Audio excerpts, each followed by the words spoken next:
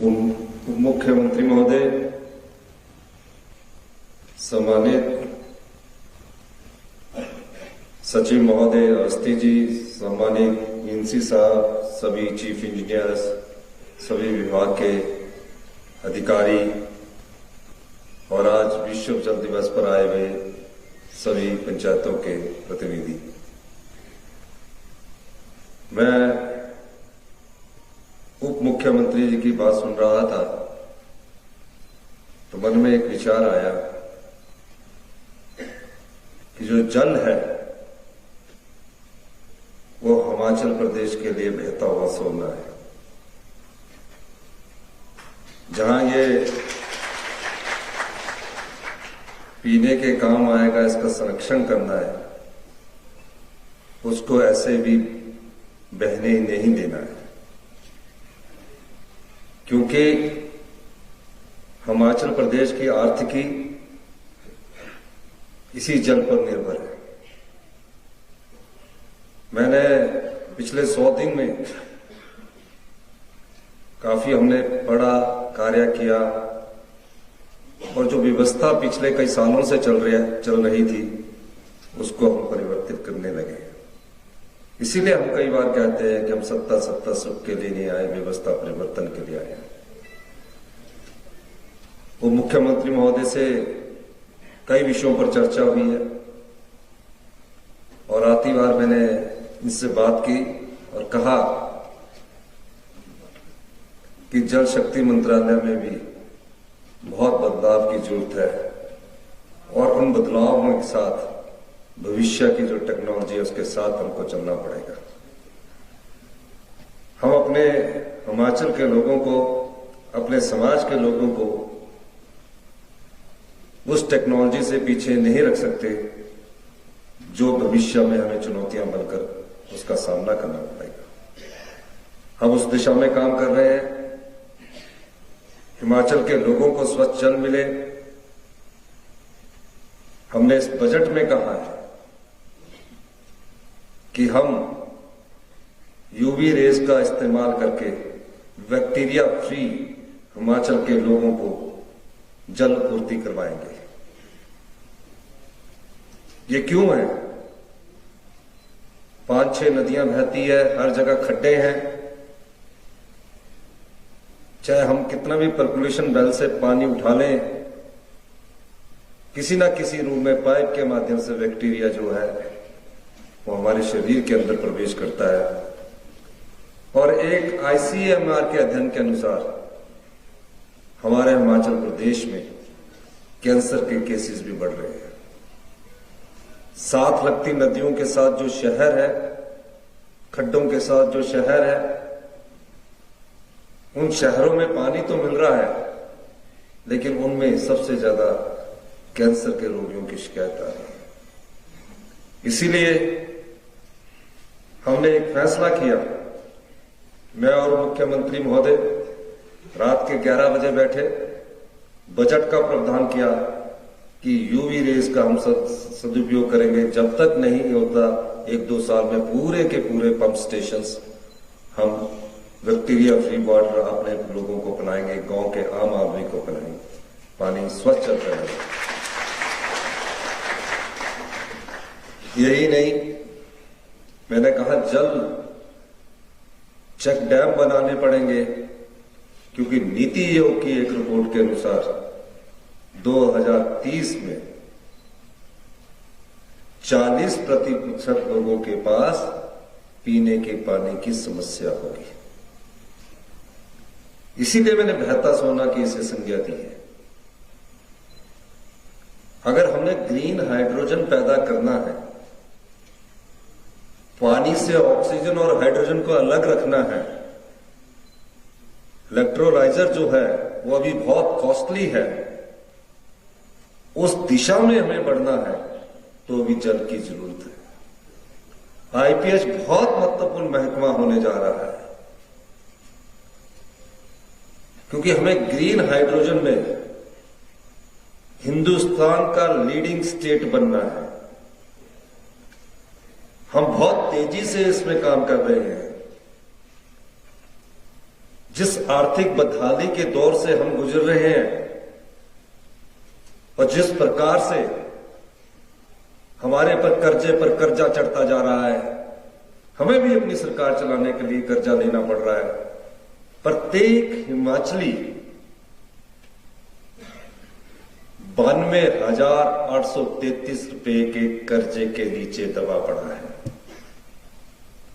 अगर हम ये सोचें कि हम कर्जा लेकर ही करते रहे तो कोई बड़ी बात नहीं, पर अगर हम ये सोचें कि हम कर्जे का सदुपयोग करके अपनी अर्थव्यवस्था को पटड़ी पर लाए और हिमाचल की 75 लाख की जो जनता है उसकी सेवा और भविष्य के लोगों के लिए आगे ले जाए, तो हमें फैसले करने पड़ेंगे। हम फैसलों से पीछे नहीं हट रहे। हमने फैसला किया कि 172 हाइड्रो प्रोजेक्ट्स हैं, उन पर हम वाटर सेस लगाएंगे। आज वो मुख्यमंत्री जी बोल रहे थे कि पंजाब असेंबली में रेजोल्यूशन उसका लाया। पंजाब को तो उससे कोई फर्क पड़ने ही वाला नहीं, लेकिन राजनीतिक लाभ उठाने के लिए इस प्रकार की बात करना गलत है। हमारे जितने हाइड्रो प्रोजेक्ट लगे हैं, हम चाहते हैं कि उन हाइड्रो प्रोजेक्ट से जो आपकी कॉस्ट ऑफ कंस्ट्रक्शन थी, जितना आपका धन लगा, आपने अपना सारा कर्जा वापस कर लिया और उसके बाद भी आप हमको 20% बिजली फ्री में दे रहे हैं, और जो आप लाभ कमा रहे हैं वो और प्रोजेक्टों में लगवा रहे हैं, और हिमाचल के लोगों को 12% फ्री बिजली दे रहे हैं। हमने कहा कि हम जिन प्रोजेक्टों को फ्री हो चुके हैं, एक भी पैसा कर्जे का नहीं रहा है, उससे 30% हम अपना शेयर चाहते हैं, क्योंकि ये जो मिनरल हमारा निकल रहा है ये आपको तो लाभ दे रहा है, लेकिन हिमाचल की जनता को वो लाभ नहीं दे पा रहा। हम इस दृष्टि से भी आगे बढ़े हैं। मैं केंद्रीय मंत्री से मिलकर इसमें बात कर चुका हूं। हम आगे की प्रक्रिया में जा रहे हैं। वाटर सेस से हमें आए हो, एक और एक्ट लाया है जो ग्राउंड वाटर है, उस पर कितना सेस लगेगा, किस प्रकार की चर्चा करनी है, उस पर भी हम विस्तृत चर्चा करने जा रहे हैं। हिमाचल प्रदेश कैसे आत्मनिर्भर बने, ये कोई मुश्किल बात नहीं है, पर बदलाव जरूरी है। मैं देखता हूं 2003 से मैंने अपनी सिंचाई योजनाएं शुरू की थी, क्योंकि हमारे साथ ब्यास नदी लगती है, 2 खड्डे लगती है। 20 साल बाद भी वो सिंचाई योजना किसान के खेतों तक पानी पहुंचाने में सफल नहीं हो पाई है। क्या कारण है? या तो इच्छा शक्ति की कमी है, या एक ऐसी सोच ही विकसित नहीं हो सकी कि जो नदी के किनारे लगते हुए हमारे शहर है, नदी के किनारे लगते हुए हमारे गांव है, उसमें खेतों में पानी क्यों ना पहुंचे। और अशोर्ड इरिगेशन की स्कीम्स के तहत हम जाना चाहते हैं। हमने उसमें खुद पाया कि किसान को अगर 4 किलोमीटर दूर पानी छोड़ने के लिए बोलने के लिए जाना पड़ेगा और 4 किलोमीटर गर्मी के समय उसको आना पड़ेगा, तो वो खेत तक पानी नहीं पहुंचेगा। और पहले ये अशोर्ड इरिगेशन की स्कीम मैंने नदौर में लगाई, नाबार्ड से पैसा करवाया, ताकि गांव का अपना टैंक हो, जब उसका दिल करे उसके खेत तक पानी पहुंचे, और जब उसका दिल करे वो खेत का पानी बंद कर सके। इसलिए जितना भी प्रोजेक्ट हो, इरिगेशन की कोई भी योजना तब तक सफल नहीं हो सकती जब किसान को अपने घर के दरवाजे तक पानी का स्रोत ना मिले। हमने इस दृष्टि से भी कार्य किया। आज हिमाचल प्रदेश में 75 लाख लोगों के लिए हम पानी की व्यवस्था कर रहे हैं।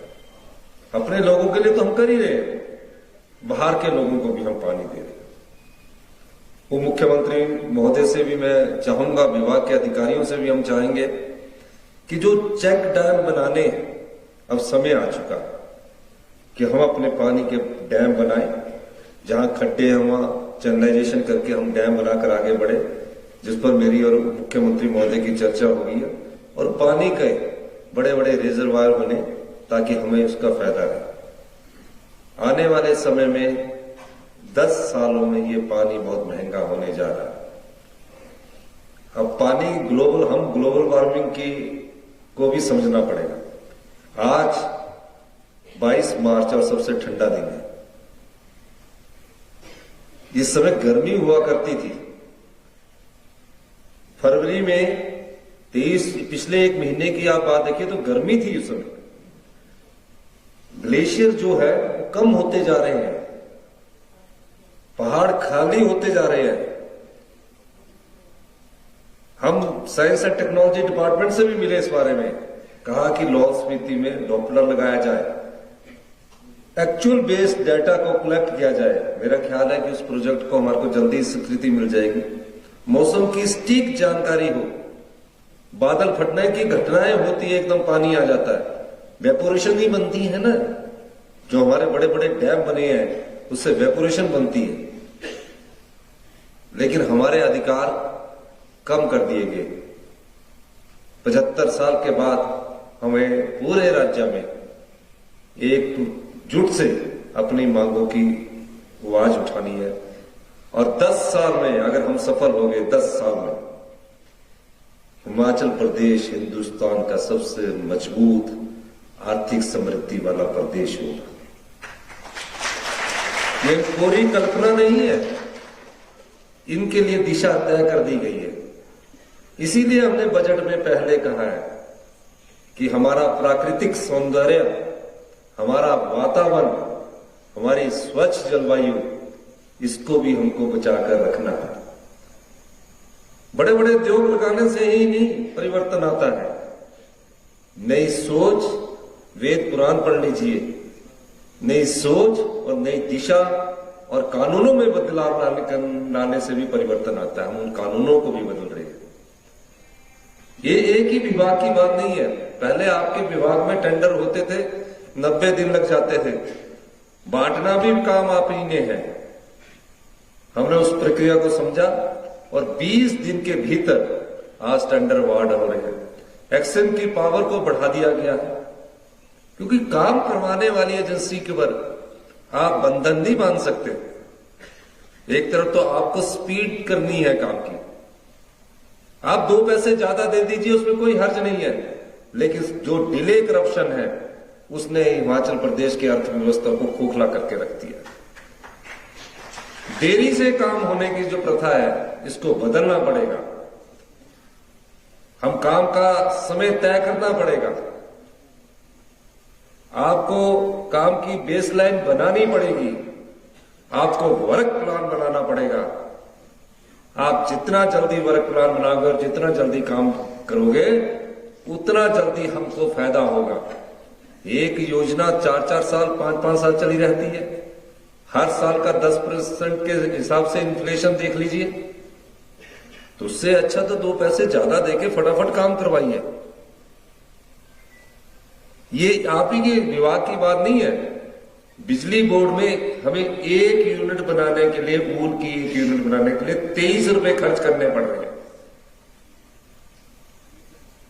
हमारे प्रोजेक्ट चले 10 साल तक, हम प्रोजेक्ट बना रहे हैं।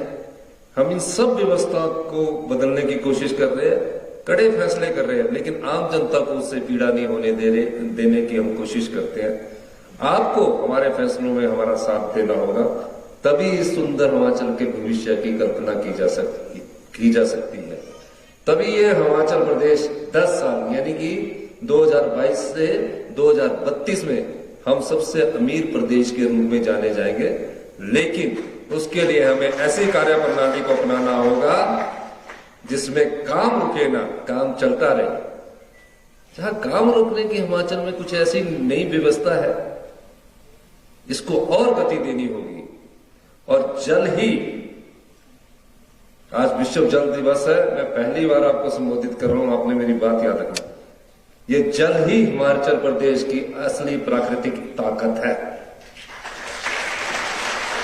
ये ताकत है, इसको हमने सिर्फ नलके का पानी नहीं सोचना है कि ये पीने के काम आएगा। यही हमारा ग्रीन एनर्जी का सबसे बड़ा स्रोत है। इसकी स्टडी चल रही है और 1 महीने के अंदर हम एक ऐसी वर्ल्ड की कंपनी के साथ समझौता करने जा रहे हैं। हमारी बातचीत चल रही है कि हम जब हाइड्रोजन बनाएंगे तो हिंदुस्तान में उस हाइड्रोजन के द्वारा जो हम पैदा करेंगे हमें अधिक आय होगी। हम उस नीति से इस बजट में परिवर्तन लाएंगे।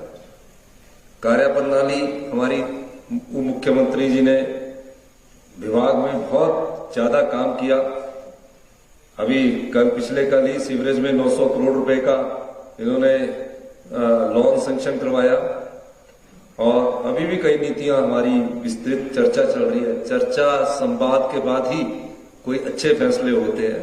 100 दिन में हमारी सरकार ने सभी विभागों में परिवर्तन करने की कोशिश की है। आपको मैं एक और बात बताऊं, हमारे 4 लेन बनना है शिमला मटौर पठानकोट से जोगिंदरनगर और कीरतपुर मनाली और सोलन परमाणु। ऐसी प्रथा कि 1800 करोड़ रुपया डीसी साहब अपने पास रख के बैठे हैं, उसकी एफडी में बैंक वाले आ जाते हैं, इंटरेस्ट खा रहे हैं और पैसा लोगों की इकोनॉमी में डाल नहीं रहे। 1 महीने के भीतर नितिन गडकरी जी ने भी इसमें सबको बहुत अप्रिशिएट किया। हमने 900 करोड़ रुपया हिमाचल की अर्थव्यवस्था में डाला। जिन लोगों को अवार्ड मिलने थे हमने कहा 1 महीने के अंदर डालिए। 27 तारीख को मैंने दोबारा उनकी मीटिंग रखी है शाम को। हम तकरीबन 1500 करोड़ रुपया हिमाचल प्रदेश की अर्थव्यवस्था में डालेंगे। वो खर्चा होगा कहीं ना कहीं, जिसके घर में दरवाजे में जाएगा वो खर्चा होगा। जीएसटी के रूप में हमें भी पैसा मिलेगा। हम अपने कैपिटल एक्सपेंडिचर को भी बढ़ाना चाहते हैं। हम बहुत अधिक खर्चा करना चाहते हैं साहब, चाहे आईपीएच है, चाहे पीडब्ल्यूडी है, चाहे कोई भी विभाग है, बहुत अधिक खर्चा करना चाहते हैं ताकि हमारी इकोनॉमी ऊपर उठे। जो प्रदेश 75,000 करोड़ रुपए का आज तक का कर्जा है, अभी मैं भी लेने जाऊंगा। सच्चाई है 10,000 के करीब, 10,000 करोड़ के करीब 6th पे कमीशन का कर्मचारी और अधिकारियों का एरियर देना है, जिसमें 4,500 करोड़ तो कर्मचारी जो अभी कार्यरत है और अधिकारी कार्यरत है उनका एरियर है, और 5,500 करोड़ जो रिटायर हो चुकी है उनका एरियर है 6th पे कमीशन का। 990 करोड़ रुपया 990 करोड़ रुपया डीए की किस्त डिक्लेयर कर दी और हमको देना है, हमने देना है। लेकिन पहले थोड़ी व्यवस्था सुचारू हो जाए। हम लोग राजनीति में आए हैं, इसका ये मतलब नहीं कि हम बांटते ही जाएं। बांटने को मैं भी बांट सकता हूं, मैं भी कर्जा लेके और बांट दूं, ये दे दिया वो दे दिया। लेकिन भविष्य की जो युवा पीढ़ी है, भविष्य की जो हमारे आने वाली पीढ़ी है, वो हिमाचल प्रदेश में को कर्ज के बोझ के तले हम उनको दबा कर चले जाएंगे तो नए हिमाचल और भविष्य के हिमाचल का निर्माण नहीं हो सकता। हम आपको एक बार फिर जल जो हमारा बहता हुआ सोना है, आपको इस मंच के माध्यम से आश्वासन भी देना चाहते हैं। आप कार्य कीजिए, हम आपके साथ हैं। कार्य में गति लाइए और जितनी तेज गति से आप कार्य करेंगे उसी विभाग को उतनी तेज गति से आने वाले समय में पैसा मिलेगा, उसी डिवीजन को मिलेगा। वो मुख्यमंत्री महोदय बोल रहे थे कि एलओसी जारी कर दूं। मैं बोला चिंता ना करो, अगले महीने से आप इतनी स्पीड पकड़ो कि आपकी एलओसी भी क्या सारी चीजें जारी कर दी और हम एलओसी भी जारी कर दें। लेकिन स्पीड आपकी होगी, काम देखना हमारा होगा। उसकी भी हम योजना लेके आ रहे हैं, वर्क प्लान की योजना लेके आ रहे हैं। इन्हीं शब्दों के साथ आज विश्व जल दिवस पर एक बार मैं फिर सभी अधिकारी वर्ग आए हैं, एक्सीएन आए हैं, पंचायत मंडलों के सभी सदस्य आए हैं। मैं उप मुख्यमंत्री महोदय को कि इस शुभ अवसर पर आपने मुझे आने का मौका दिया, मैं एक बार फिर से आपका धन्यवाद करता हूं, विभाग का धन्यवाद करता हूं, इस आशा के साथ कि आप सबसे बड़े धनी, जल का नाम सबसे बड़ा धन है, सबसे बड़े धनी जो विभाग है उसके मुख्यमंत्री बने हैं, क्योंकि आने वाले समय में धन इन्हीं से निकलेगा। वाटर सेस हो गया, ग्रीन हो गया और जो चीजें होगी इसी से निकलेगा। इन्हीं शब्दों के साथ आप सबका बहुत बहुत धन्यवाद। जय हिंद, जय भारत। बहुत बहुत आभार मुख्यमंत्री महोदय। एक नई सोच, एक नई दिशा के साथ जल को हिमाचल की अमूल्य प्राकृतिक संपदा आपके संकल्प को पूरा करने में हम आपके हम कदम रहेंगे। इससे पूर्व कि हम यहाँ आए हुए पंचायत प्रतिनिधियों और अन्य खंड समन्वयकों को सम्मानित करें, आग्रह रहेगा पुनः माननीय मुख्यमंत्री महोदय से जल शपथ आज हम सभी यहाँ से लेने जा रहे हैं। एक बार पुनः आग्रह हम सभी को यहाँ पे अपने अपने स्थान पे खड़े हो जाएं। माननीय मुख्यमंत्री महोदय हमें जल संरक्षण पर जल शपथ दिलानी चाहिए।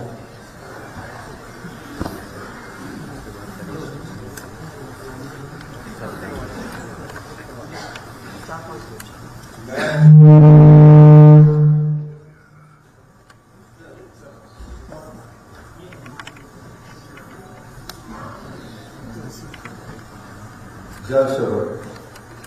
मैं पानी बचाने और उसके विवेकपूर्ण उपयोग की शपथ लेता हूँ। मैं पानी को एक अनमोल प्राकृतिक संपदा मानूंगा और ऐसा मानते हुए इसका उपयोग करूंगा तथा पानी की हर एक बूंद का संचरण करूंगा। मैं जल स्रोतों का सम्मान करूंगा तथा इनके संरक्षण के लिए सदा प्रयासरत रहूंगा। मैं शपथ लेता हूँ कि मैं अपने परिवारजनों, मित्रों और पड़ोसियों को भी इस विवेकपूर्ण उपयोग और उसे व्यर्थ नहीं करने के लिए प्रेरित करूंगा। जय हिंद, जय भारत। शपथ लिए तो अपने अमल भी करना है। धन्यवाद।